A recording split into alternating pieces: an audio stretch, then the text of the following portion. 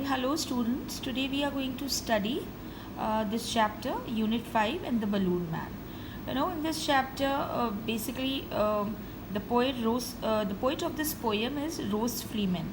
And this poem he tried to describe about a balloon man. जो गुब्बारे बेचने वाले जो भैया होते हैं, जो गुब्बारे बेचने वाले आदमी होते हैं, उनकी बात हो रही है. Okay, so let's start the poem. He always comes on market days and holds balloon a lovely bunch. So he always comes on market days. The poet of the poem, he's saying that he always comes on market days. जो balloon बेचने वाले हैं वो जो जिस दिन बाज़ार लगती है उस दिन आते हैं. And holds balloon a lovely bunch, और उनके हाथ में बहुत खूबसूरत सा बलून का बंच होता है. And in the market square he stays and never seems to think of lunch. और जो मार्केट स्क्वायर है, मार्केट स्क्वायर बेसिकली बेटा it's an open square in which a town market is or was formerly held basically. तो वो जो है वो उस मार्केट स्क्वायर जो एक पर्टिकुलर पॉइंट है उस पर आके वो स्टे रुकते हैं, खड़े होते हैं, और लगता है कि वो दिन भर खाने के बारे में, लंच के बारे में तो सोच ही नहीं रहे हैं. They are red and purple, blue and green. अब थोड़ा सा उन्होंने बलून का डिस्क्रिप्शन दिया है कि किन कलर्स के हैं balloons. Balloons are of red color, purple color, blue and green. And when it is a sunny day, और जब सनी डे होता है, sunny day means when it's a very bright day, having a lot of light from the sun, मतलब बिल्कुल cloudy नहीं होता है, बहुत अच्छा साफ खुला हुआ मौसम होता है.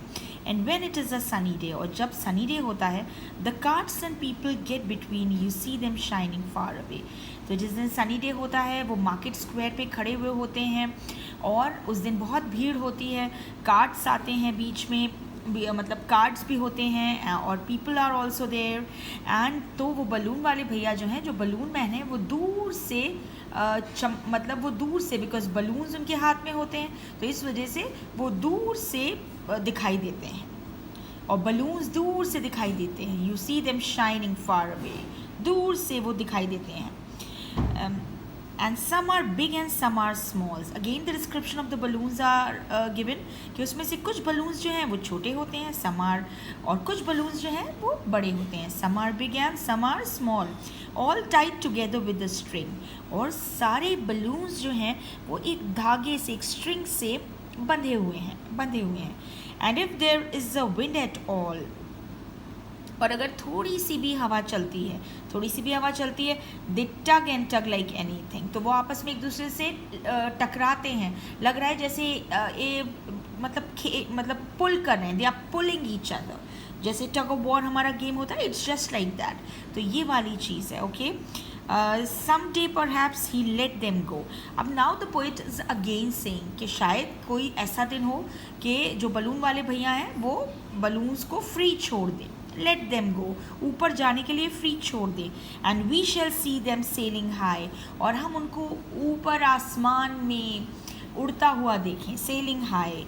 And stand and watch them from below, हम नीचे से खड़े होकर उनको उड़ता हुआ आसमान में देखें. And they should look pretty in the sky, और वो बलून्स जो हैं बहुत खूबसूरत स्काई में लगेंगे.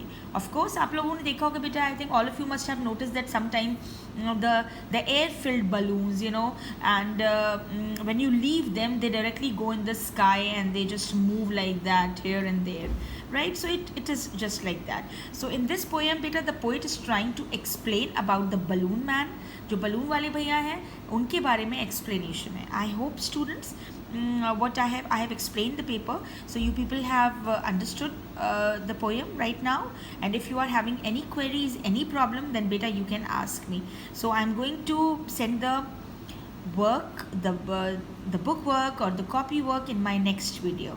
Okay, so the name of the poet of this poem is Rose Fleeman, and the new words which are given right over here are bunch and square and sunny and tug.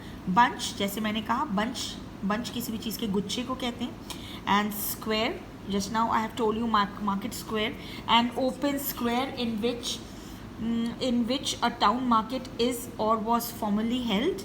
And sunny means bright, having a lot of light from the sun. And tug means again a sudden hard pull. Okay, so it's that. So beta, okay, the poem is over, so take care, bye.